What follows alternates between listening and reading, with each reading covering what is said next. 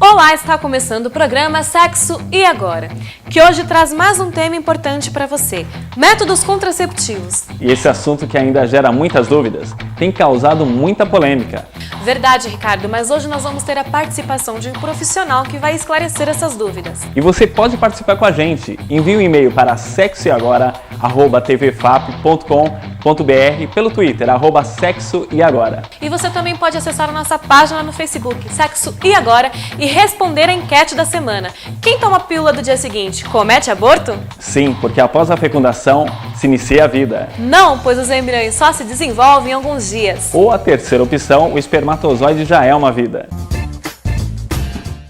E o nosso repórter Oberdan conversou com o especialista para esclarecer o tema. Roda o VT. E aí, sábado, a gente saiu, pegamos um cineminha, depois levei ela pra jantar, depois a gente foi lá pra casa. Ah, passou a noite toda juntinha, moleque. Foi muito bom.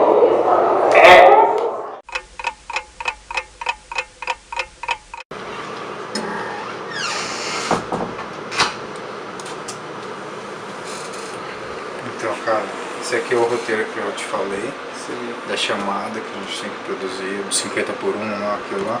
Tem que entregar hoje, cara, sem falta, hoje. Os arquivos já estão aí, já parece que já passaram lá naquela pasta da rede, entendeu? E você consegue agilizar aí. Pera só um minutinho. Você entendeu? Entendi. Pera só um minutinho. É pra hoje, cara.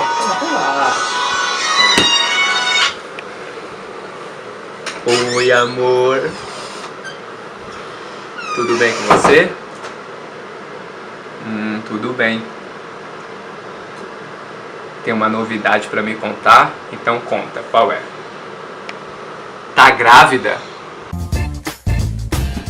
Fala galera do programa Sexo e Agora. Hoje a gente está aqui no consultório do Dr. Júlio Augusto e ele vai apresentar alguns métodos contraceptivos ideais para seu uso. Presta atenção. Bom, basicamente nós temos como dividir os métodos anticoncepcionais em confiáveis e não confiáveis. Os métodos não confiáveis são, por exemplo, a tabela ou o coito interrompido. Os métodos confiáveis nós temos de vários tipos. Nós temos os hormonais, que pode ser pílula anticoncepcional, pode ser implante subdérmico, pode ser injetável, pode ser anel vaginal, pode ser adesivo. E temos o não hormonal, que é o DIU, e nós temos um DIU, que também é hormonal, que bloqueia a menstruação.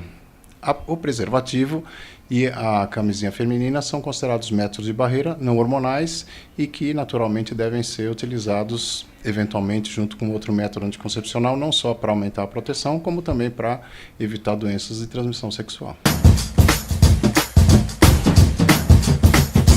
Bom, nós temos aqui, por exemplo, como método anticoncepcional, a pílula anticoncepcional convencional, que é uma pílula de 21 comprimidos com pausa de 7 dias, onde esse período a paciente vai menstruar.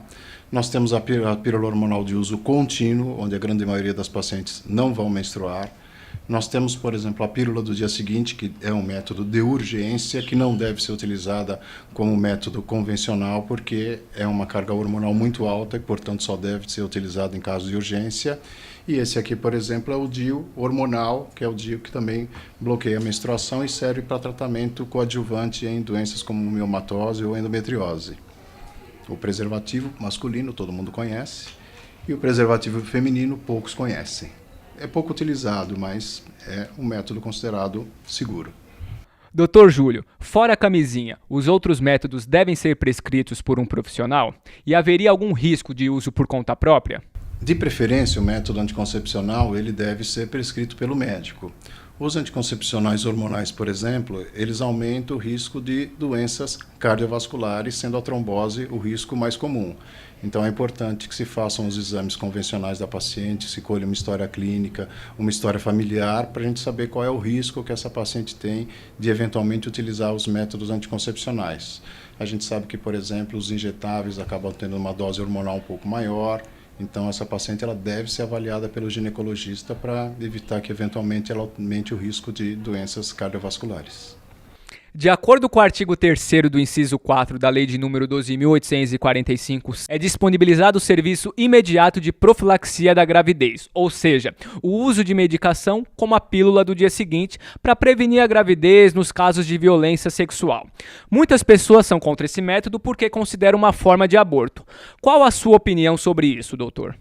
A pílula do dia seguinte, ou a contracepção hormonal de urgência, ela vai promover um pico hormonal e que vai desencadear uma descamação do endométrio, dificultando ou, na grande maioria das vezes, impedindo com que o embrião se fixe nesse endométrio. Então, considera-se que ainda nem houve eventual formação desse embrião, devido a uma descamação precoce. É importante a gente saber também que boa parte das gestações iniciais acabam se transcorrendo em forma de aborto menstrual.